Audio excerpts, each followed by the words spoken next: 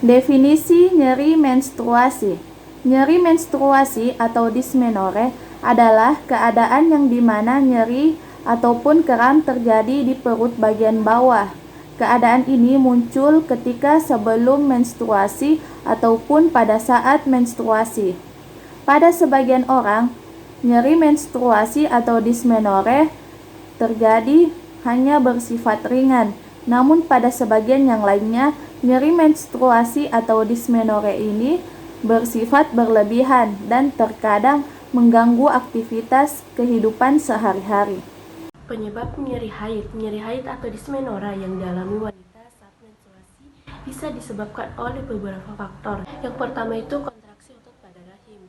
Saat menstruasi, dinding rahim akan meluru dan berkontraksi lebih kencang untuk mengeluarkan sel telur yang tidak dibuahi. Keluarnya sel telur dan jaringan dinding rahim inilah yang ditampak menyerupai darah haid.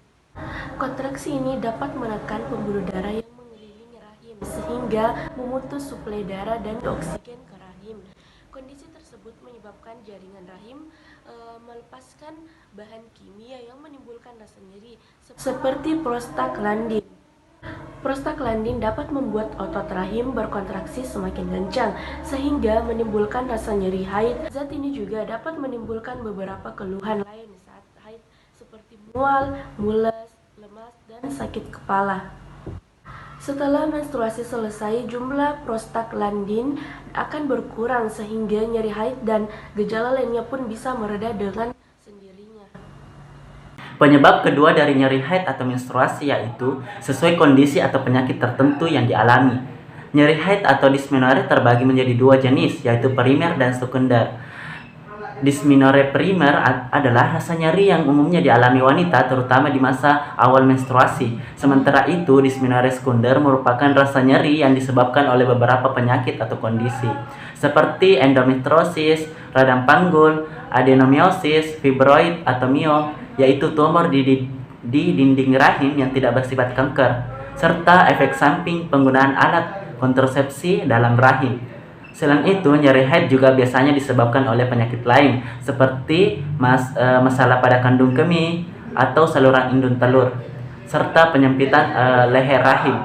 Nyeri haid akibat dysmenorrhea sekunder biasanya terjadi lebih awal dari nyeri haid biasanya dan berlangsung lebih lama.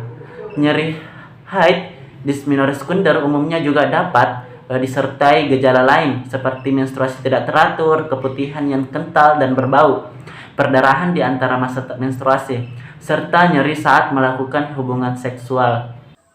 Adapun tanda dan gejala dysmenorrhea sekunder ada 8. Yang pertama, usia lebih tua, yang dimana dysmenorrhea ini jarang terjadi sebelum berusia 25 tahun. Yang kedua, cenderung timbul setelah 2 tahun siklus haid teratur. Ketiga, nyeri terasa terus-menerus dan tumpul. Keempat, nyeri timbul saat haid dan meningkat bersamaan dengan keluarnya darah. Kelima, berhubungan dengan kelainan pelvik. Keenam, tidak berhubungan dengan adanya ovulasi. Ketujuh, sering memerlukan tindakan operator. Kemudian yang terakhir atau yang kedelapan adalah terdapat kelainan pelvik. Selanjutnya, tanda dan gejala nyeri menstruasi dibagi menjadi dua. Yang pertama, dysmenorrhea primer dan dysmenorrhea sekunder. Nah, adapun tanda dan gejala dysmenorrhea primer, yang pertama, usia lebih muda, maksimal usia 15-25 tahun. Yang kedua, timbul setelah terjadinya siklus haid yang teratur. Yang ketiga, sering terjadi pada nulipara. Yang keempat, nyeri sering terasa sebagai kejang uterus. Yang kelima, nyeri timbul mendahului haid dan akan semakin meningkat pada hari kedua haid. Keenam, tidak dijumpai keadaan patologi pelvik.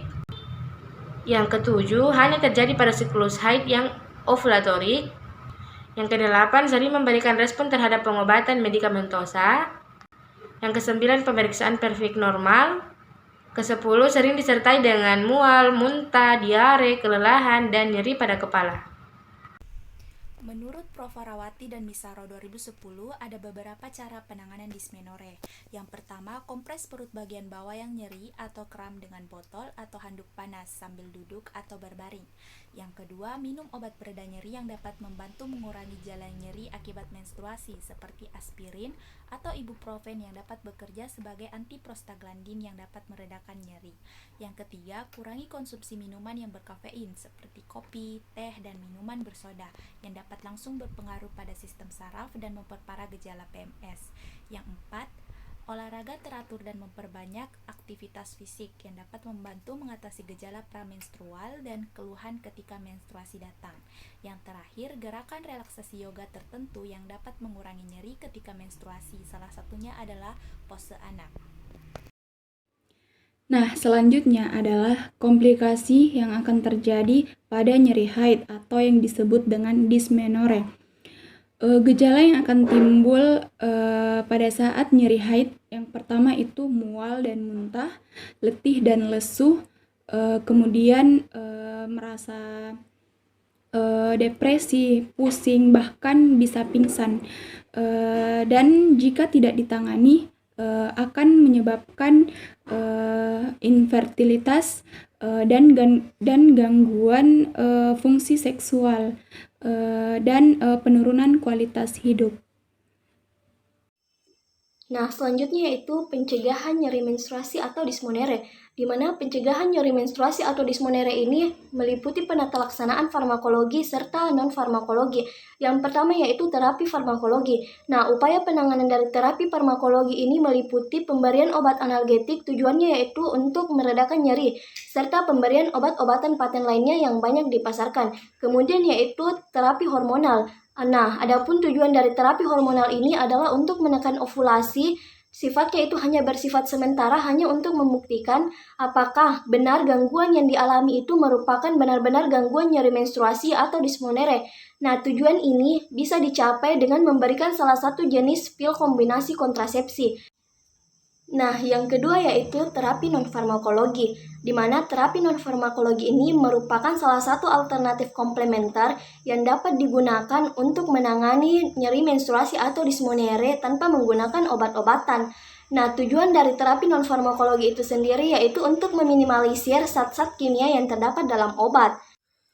Nah, selanjutnya yaitu upaya penanganan terapi non-farmakologi. Dia itu meliputi yang pertama dengan cara penggunaan air hangat atau air dingin, di mana di sini dikompreskan ke bagian yang nyeri. Kemudian yang kedua yaitu dengan cara penjelasan dan nasihat, yaitu dengan cara memberikan edukasi kepada klien atau kepada pasien. Yang ketiga yaitu dengan cara penggunaan obat herbal, di mana penggunaan obat herbal di sini paling banyak diminati oleh masyarakat. Mengapa demikian? Karena selain harga yang murah juga mudah didapatkan.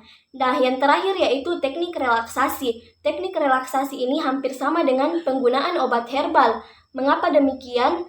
Selain harga yang murah, juga bisa dilakukan kapan dan dimanapun. Contohnya yaitu seperti yoga, mendengarkan musik, serta hipnoterapi.